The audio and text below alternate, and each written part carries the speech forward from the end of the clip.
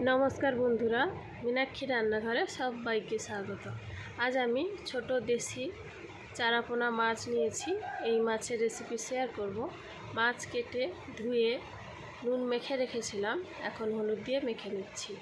মাছের ঝোল রেসিপি বানাবো, কি দিয়ে বানাচ্ছি বলে দিচ্ছি। নিয়েছি আলু, টমেটো, কাঁচা লঙ্কা, পেঁয়াজ, আদা, ধনেপাতা, আদা, গোটা জিरे, শুকনো লঙ্কা একসাথে বেটে নিচ্ছি। মশলা বেটে নেওয়া হয়ে গেছে, তুলে নিয়েছি। এদিকে গ্যাসের উপর কড়াই বসিয়ে দিয়েছিলাম সরষের তেল। তেল খুব ভালোভাবে গরম হয়ে গেছে।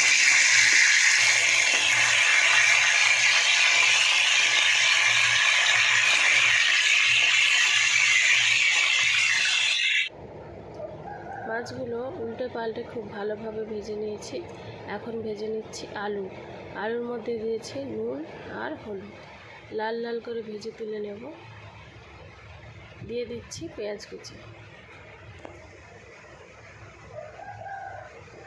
পেঁয়াজগুলোও নাড়াচাড়া করে লাল লাল ভেজে নিয়েছি। বেটে রাখা মশলা দিয়ে দিচ্ছি।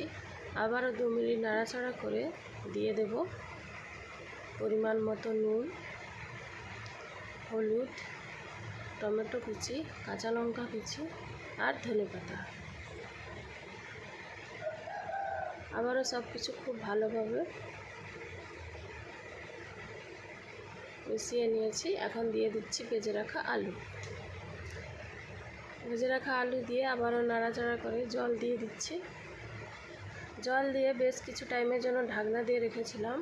আলু সেদ্ধ হয়ে গেছে। ভেজে রাখা মাছ দিয়ে নাড়াচাড়া করে ওপর থেকে ধনেপাতা ছড়িয়ে দিয়েই আবারও কিছু টাইমের জন্য ফুটিয়ে নিয়ে নামিয়ে নিলেই রেডি হয়ে যাবে দেশি ছোটো চারাপোনা মাছের ঝোল রেসিপি।